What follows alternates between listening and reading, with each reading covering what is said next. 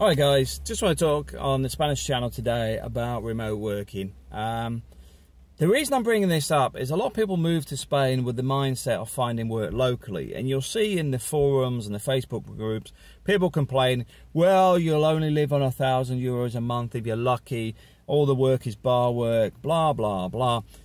That's their skill set a lot of the time. They have no other skills available.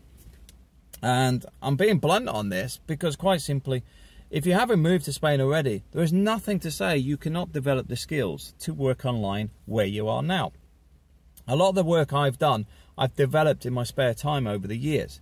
So the point being is, don't just focus on the village mentality in the sense that the only work is in this little area. That's not reality. Reality is, even here in Torrevieja, you will get students from Madrid, Barcelona, doing homestays and stuff in this area with English speakers. Now, they may be parts of agencies and whatever, but reality is, there's nothing to stop you starting to advertise and develop your own business doing exactly the same, and instead of getting 6 to 12 euros an hour, you could charge 20 or 40. The reality is, companies will pay for it, families will pay for it. You can develop that yourself, and that's just an idea out there. It's not something I'm doing myself. I don't have the space, and I haven't got the inkling to have people living in my house for long periods of time. But the point being is, there is an opportunity there. Now, the other side of that being is teaching English. You don't need to just focus on where you're living. The internet is a beautiful tool. If you've got the what do you call it, fiber optic or good internet, and I've got to admit, I was happy to say this week I found out I can get fiber optic. I think it's possibly up to 300 meg, so we're going to be looking at that because our contract's due to expire in October, so I'm going to have a look at moving our internet over to fiber optic. But the point being is, you can teach online. You can do Skype, Zoom and other things. I was teaching English to students in Thailand before, Vietnam, and there is opportunity there. One of the things I do recommend though is don't do the race to zero. You use the race to zero initially just to get a portfolio together. So if you just need some students to give you reviews and stuff, you may do it for €6 an hour, but later on you can charge 20, 25 or whatever. Because you can use the initial ones just as review material, just so that you've got your first students, because once you start building your portfolio, you can increase your rates. But I'll move it off languages. The fact is, there are many roles out there that can be done remotely. A lot of companies in the UK, the company I'm with at the moment, prefer people to work from home, because it saves them on office space, and it saves them, I mean, I remember at Carillion, I worked it out, it's about £300 a week for an office space, you know, because of the electric, the heating, the lighting, the taxes, the business lease cost, etc. It's about £300 a week for a space. Well, why would they give you a reduced rate working from home? They shouldn't. It should actually be increasing it, because you're paying for your own internet, your own electric, your own desk space, etc. So don't assume that it's always got to be cheaper as well. It doesn't need to be. It should be on par at least, and this is where I am at the moment. For the last 4-5 months, I've been basically working from either here in Spain, or I was at my parents' house working. It was only about 3 days a month I was actually in any offices, because I've no need to be there. It's all spreadsheet work. So the point being is, mine is life cycle modeling. It works on Excel. It works on putting reports together, emails, phone calls. It doesn't need a physical presence, especially when your locations are 30 contracts with maybe 200 buildings scattered all over the UK. It doesn't make any business sense. But if you look at what's available around, you got bookkeeping, you got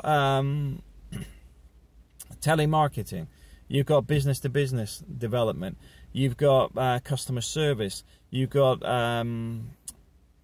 what else have you got? You can do the virtual assistant stuff, you've got the online web chats, you've got a whole ream of stuff, and not all of it is getting outsourced to the Philippines, India, Pakistan, or whatever, because a lot of companies have had problems there.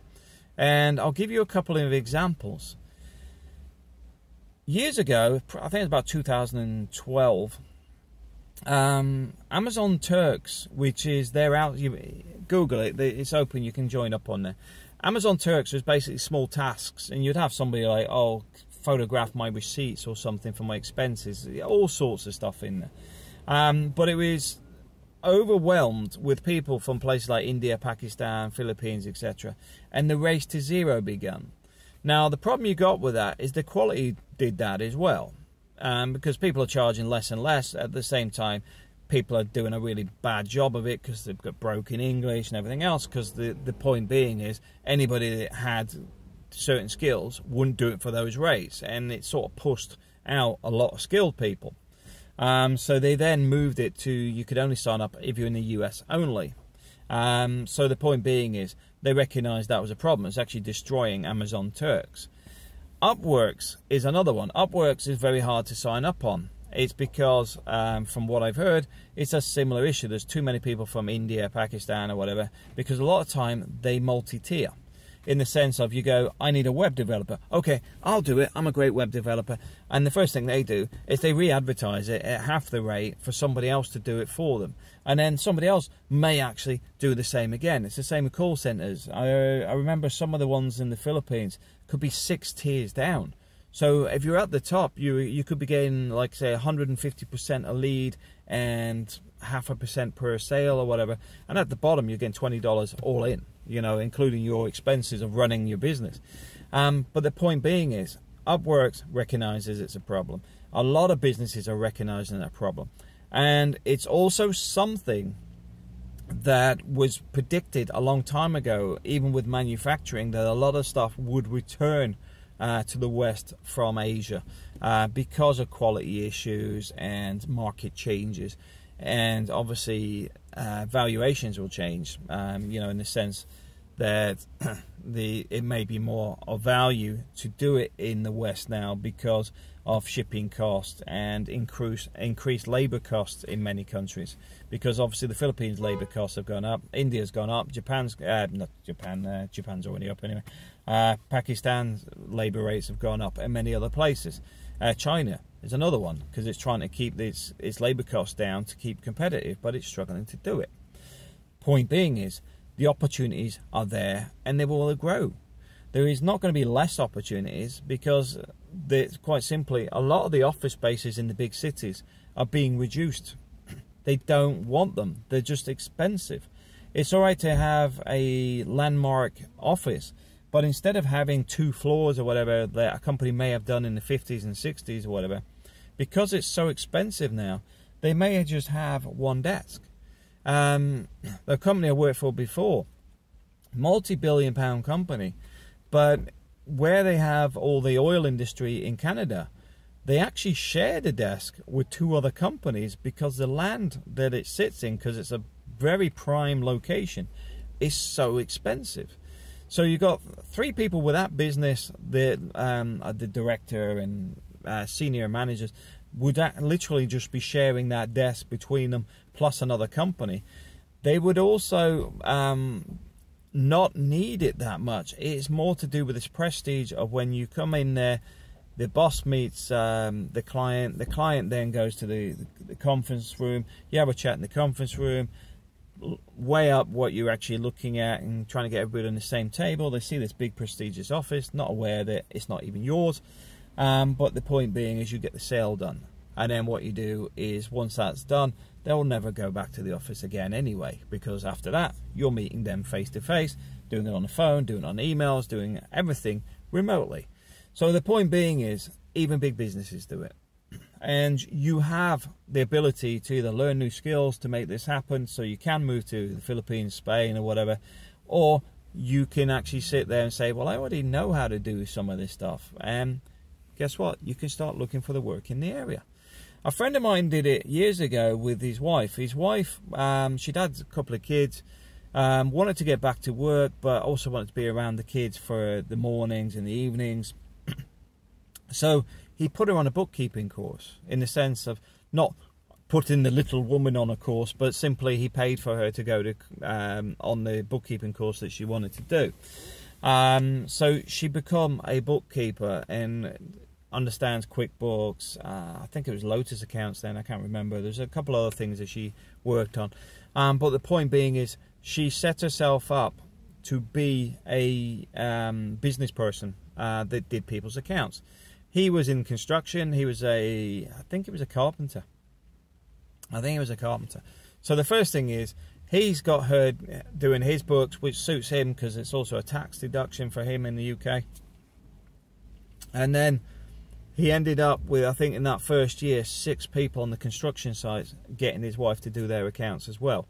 Because they like just giving you a shopping bag of receipts and then you have to sit and sort it all out for them. But the point being is, that's how she started. And she within a year, she had the full-blown practice. By year, I think about year 2 or 3, she already had several other people doing accounts under her, because then she had a little photocopy in the house and stuff, and she would scan them all, and then they would actually do the work elsewhere, and then it'll all come back with the full accounts and everything, because everything's digital. Was she underpaying them? The answer is no. She paid the going rate. And why? Because they had a point of contact. She was their point of contact for the guys giving their carrier bags of receipts. At the same time, they couldn't care less. They entrusted her. She entrusted these other people because she knew them, in the sense that she could understand their background. They weren't outsourced out to India or anything. They were people that were in the same area. But the point being is, a lot of people will work with people from their own countries, and they'll pay extra for that because you're coming with skills that they actually need, and they're actually already qualified, in the sense that you have your certification or whatever from the same country, but also the communication, everything there works better. Now, I have no problem with outsourcing stuff wherever it is in the world, but I can understand if you wanted to move to Spain or the Philippines, you have a advantage doing it this way. And the fact is, you're a Western person, and you can focus on that and use that to your advantage for higher rates. In the same way, I can understand it from the Philippine side, because I've had a call center in the Philippines, that from that side you struggle to get the rates up because people don't want to pay their high rates. But at the same time, that's the market that's being created. So instead of focused on trying to compete with people that have a lower cost of living, focus on what you have. You have a higher skill set, you've got a natural accent, you've got the availability and understanding of the local markets and stuff, where people in other countries will not have that knowledge and experience in most cases. Thanks for watching.